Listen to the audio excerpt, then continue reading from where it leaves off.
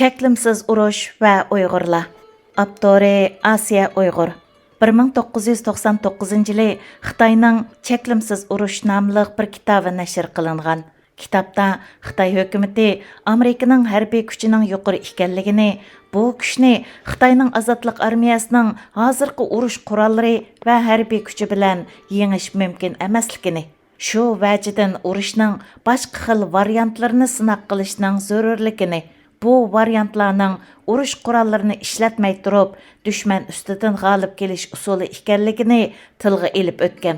Kitobda yana balkim bu xil urush terrorlik yo'li bilan, ximiyalik qurollar bilan, tor hujumi bilan, axborot bilan, ma'lum siyosiy arbobga yoki ma'lum davlat rahbariga hujum qilish bilan, viruslar bilan, dushmanning orsiga yumshoq kuch bilan singib kirish bilan, ish qilib qurol ishlatmaydigan jang bilan mag'lub qilishni bugungi yangi davrning ro'yiga mos bo'lgan yangicha urush shakli ekanligi, urushning yuqoridagi turlarning har qandig'i bilan yuz berib qilishi mumkinligini aniq yozgan.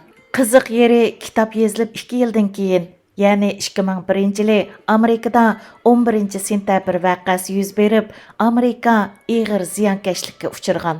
Shundan keyin Amerikadagi Xitoyshunoslar Xitoyning bu kitobidagi ogohlantirishni yodiga elib, kitobni darhol ingliz tiliga tarjima qildirgan. Kitob tarjima qilingandan keyin G'arb dunyosida nihoyat ko'p g'ulg'ulga sabab bo'lgan bo'lsa-mu, lekin yanala G'arb dunyosini Xitoyga qarshi o'yg'itishga ojiz kelgan.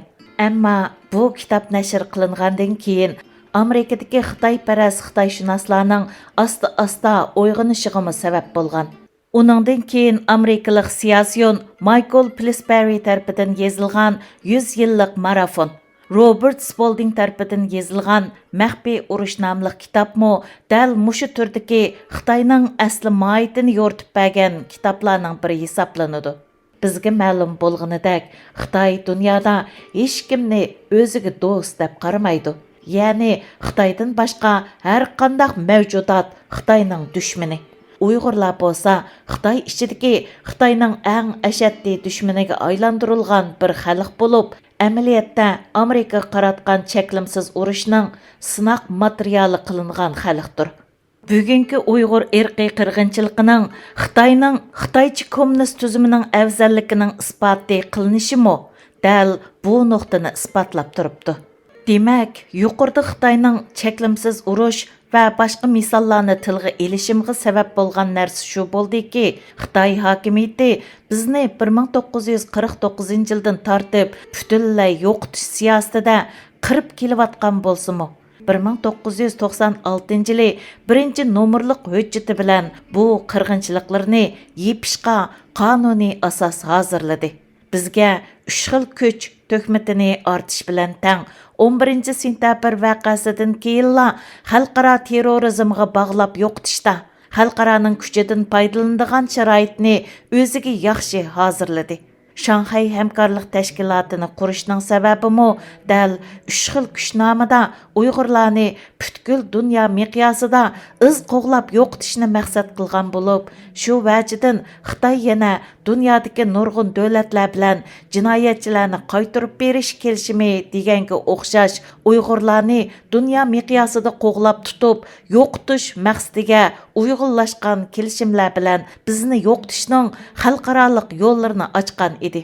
Xitoy hokimiyatining bizni yo'qotish uchun buncha dabdaba va nurg'un pul sarf qilishdan boshqa yana ko'p yolg'onchilikni to'qish, chet ellarda Uyg'urlarni qarlash uchun qo'shin to'plash, Uyg'urlarning uchurlarini har tarafdan egallash uchun xalqaroliq josuslarni tarbiyalab avatishlargacha bo'lgan buncha ko'p ishlar Xitoyning birli maqsadi uchun, ya'ni Uyg'urlarga irqiy qirg'inchilik qilibmi, hech qanday javobgarlikka tortilmasdan maqsadiga yetish uchun edi.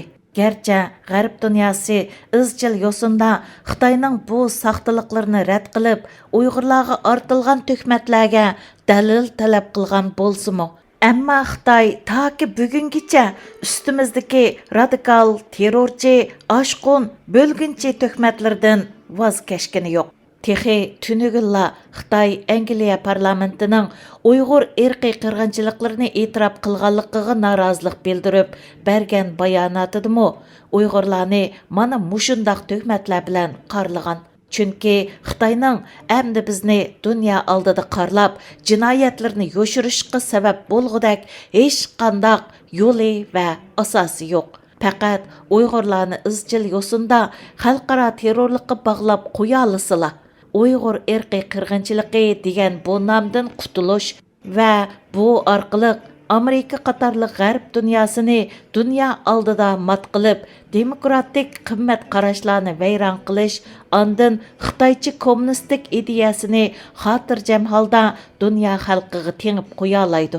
Shundoq qilganda Xitoy dunyoning xo'jasiga aylanib, xuddi 1984 nomli kitobidagidek butkul insoniyatni qullarga aylantirib etish maqsadiga yetalaydi.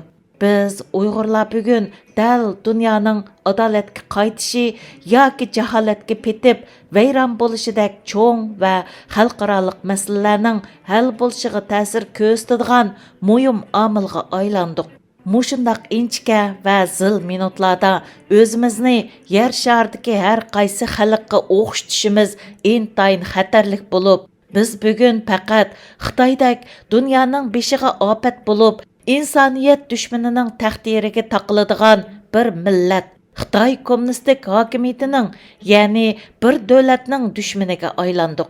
Esimizdan bir daqiqami ko'tarilmasligi kerakki, bu dushman bizni har kuni terrorlik, oshqunlik, radikallik, bo'lgunchilik bilan qarlayotidi.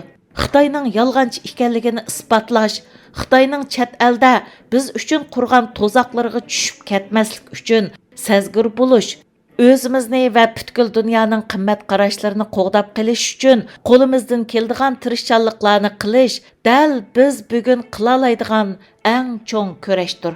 Darvaqa Xitoy o'zi degandek zamonaviy urush qurollari bilan emas, balki boshqa razil inson qalbidan chiqqan usullarda allaburun insoniyat bilan hayot-mamotlik jangni boshlab bo'ldi. Bizmi mayli xohlayli yoki xohlamayli dal bu urushning ichida turmoqdamiz. Xitoydek razil dushmanni yengish uchun faqat aql va iroda, yaratquchi Allohning adolati va adolat dunyosining qo'llashiga muhtojmiz. O'zaro azarlashishda bir-birimizni yer bilan yakson qilib o'tishda emas, balkim bu dunyoviy ofat bilan hayot-mamotlik jangda utib chiqishga o'rtaq kuch chiqarayli. 2021 yili 25 aprel